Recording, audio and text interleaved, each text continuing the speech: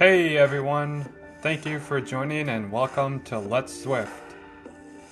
This is stage 13 of the Chasing Yellow series, the first individual time trial of the series. Today's time trial is about 24 kilometers long and features this category 4 box hill. My strategy on the day is to maintain a nice pace between 305 310 watts until that climb comes at about 15 kilometers in. Coming in at 72 kilograms today, one of my lighter weights, so I'm hoping to set a good time and just not lose too much time to some of the key GC players as I'm sitting in 16th place right now. You can see in the bottom left, I have one of my favorite kits on, that blue, and there's a little bit of orange on there. Leave a comment if you have any thoughts on it, and also if you have any good tips for new kits, definitely feel free to give a link or give a suggestion. Fast forwarding through here a little bit.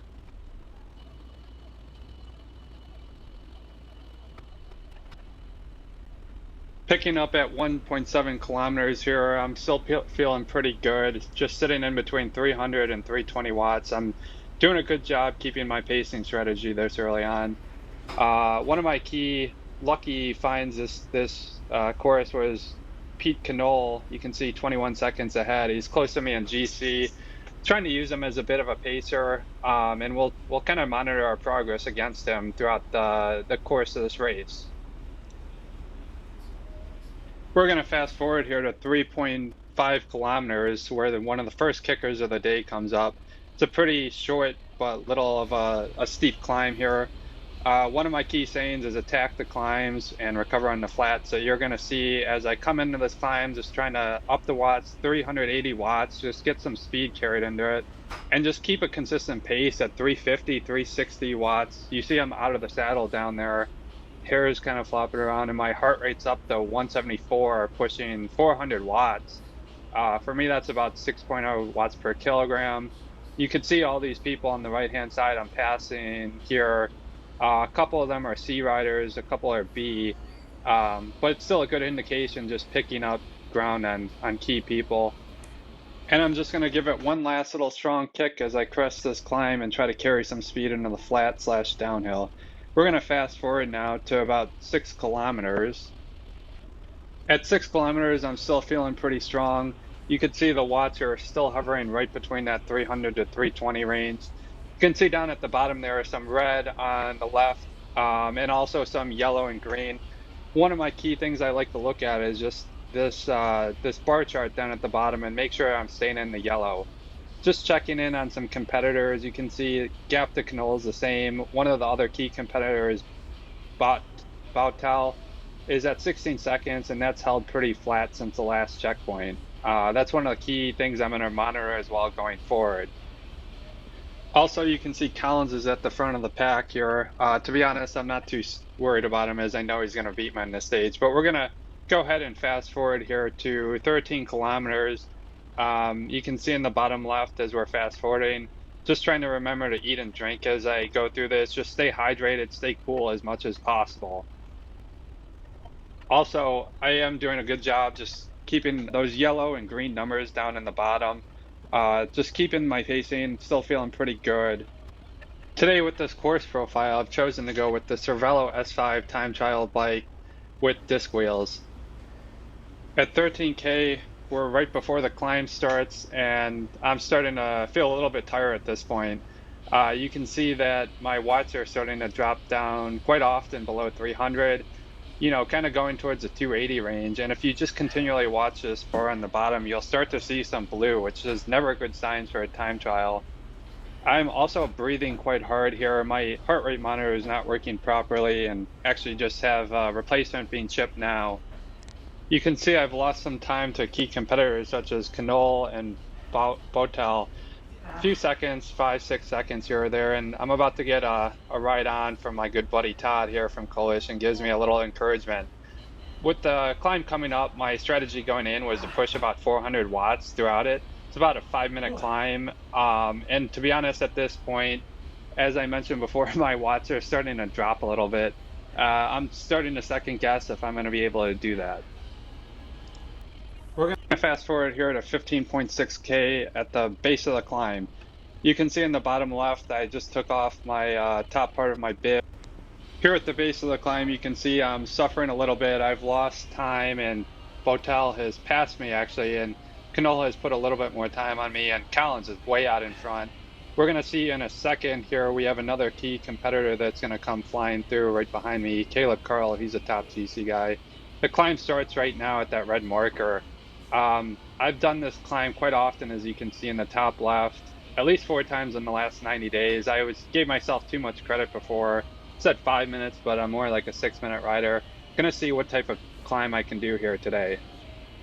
Having done this climb a few times, I know it pretty well. I know it's 6% here and it's gonna flatten out, and then in about 5 seconds, it's just gonna kind of ramp up right off the beginning for about the first K. My strategy is typically go pretty hard on the steeper sections and try to recover on the flatter sections. So we're going to see here, I ramp it up 360. I'm going to ramp it up to about 380 here once it starts to hit 7-8%.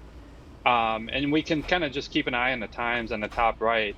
We have Botel and we have Condole. And importantly, I'm just starting to claw back some time on Condole. I think maybe he paced a little bit too hard out of the beginning, and I'm just ramping up higher now. Canola is going to be settling in here right below 5 watts per kilogram, and you can see my numbers are about to go up just above 5, and this is really going to help me claw back time.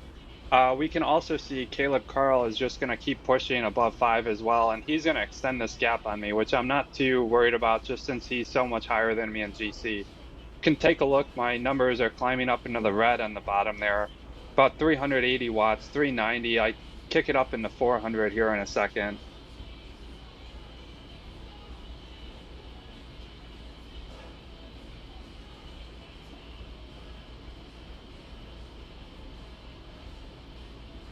I'm planning to stay out of the saddle until this first hairpin bend coming up, staying at about 370, 80 watts. But we're going to see here in a second, my heart rate monitor right there just drops out. We're going to see the dotted heart rate monitor lines turn gray. And then the connection failure line is going to come up here. In my mind, I'm just thinking, keep pushing, and hopefully this will come back online and my heart rate monitor will be fine. My plan is to just kind of make it to this hairpin bend coming up here, and hopefully I can deal with the issue then. I'm going to touch my heart rate monitor here in a second, and this is kind of where everything just turns sour. You can see immediately the change detected signal comes up, and I'm immediately panicking as I see the exit event and auto select in 120-second countdown timer. Try to click the pair here and just reconnect my device. I think the issue was that I was paired via Bluetooth from leaving Bluetooth on, and I tried to connect again via ANT+. Right now, I'm just trying to gather my composure, figuring out if I can hit escape and get this to go off the screen, and I can just continue without a heart rate monitor. So I touched the flat here. I just try to hit the pair, and I'm hoping that this will kind of fix the problem. But we see that it just kind of, once I exit here, it just goes back to the countdown timer of 120. This point, I'm sure we've all felt it if we've had a mechanical or drop out in a race. I'm just kind of panicking. I take my heart rate monitor off there. I'm trying to decide, what should I do now? Am I going to ride the race later today? Am I just going to keep going and just keep hitting this pair button every 120 seconds? Pretty frustrated at this point, but you can see I just try to kick it back up and just try to maintain as much composure as possible. Sitting here at a bit over 300 watts. It flattens out here a little bit at 5%, and I have this next hairpin coming, marking about the halfway point of the climb here.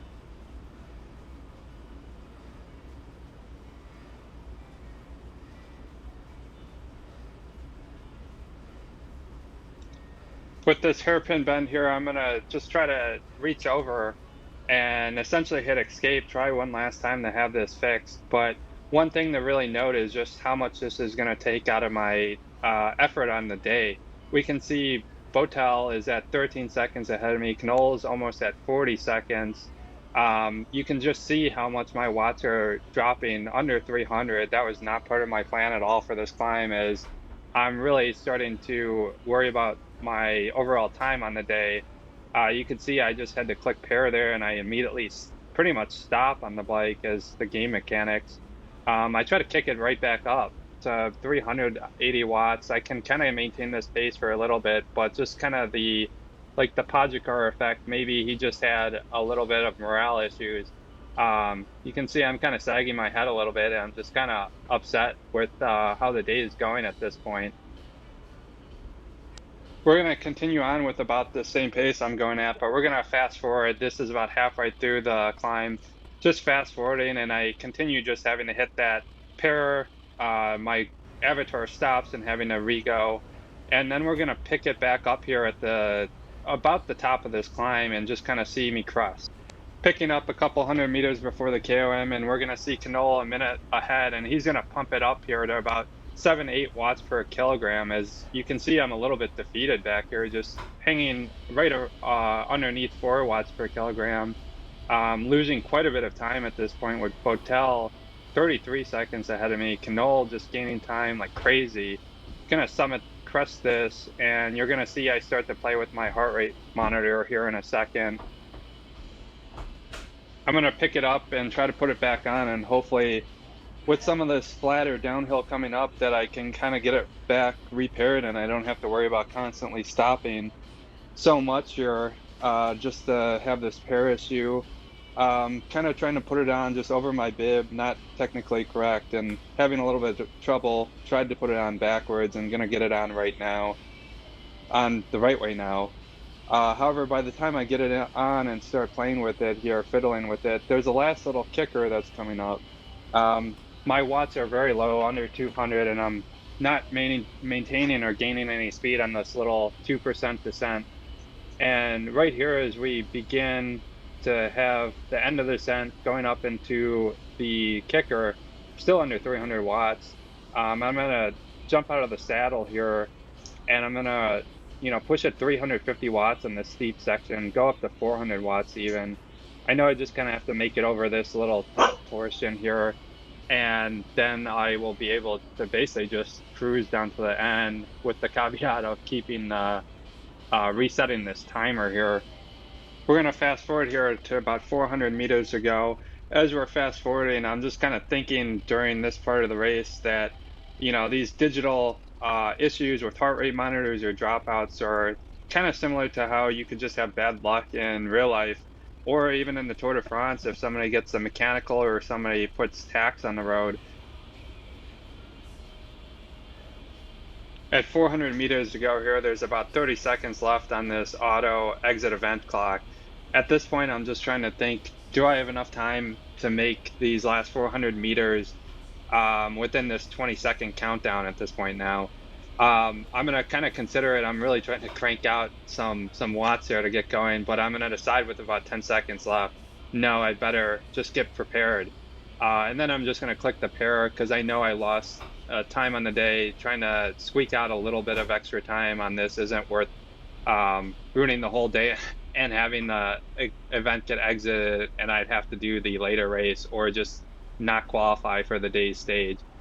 For this series, if you don't finish the individual time trial, you don't qualify for the overall. So I was super concerned about that. Seeing the race finishing screen here, you can see that I lost about a minute and a little bit over a minute and a half on one of my key pacers, Knoll. I think a lot of that was due to that just constantly having to stop for those dropouts, but I think for most of the day I was a bit behind his pace, so overall part of it's on me as well. Thank you for joining me as I tried to tackle this individual time trial, the Chasing Yellow series. I'm looking forward to seeing you next time. And again, if you have any great stories of mechanicals that you've had while out on the road or digital mechanicals you've had, please feel free to share in the comment section below.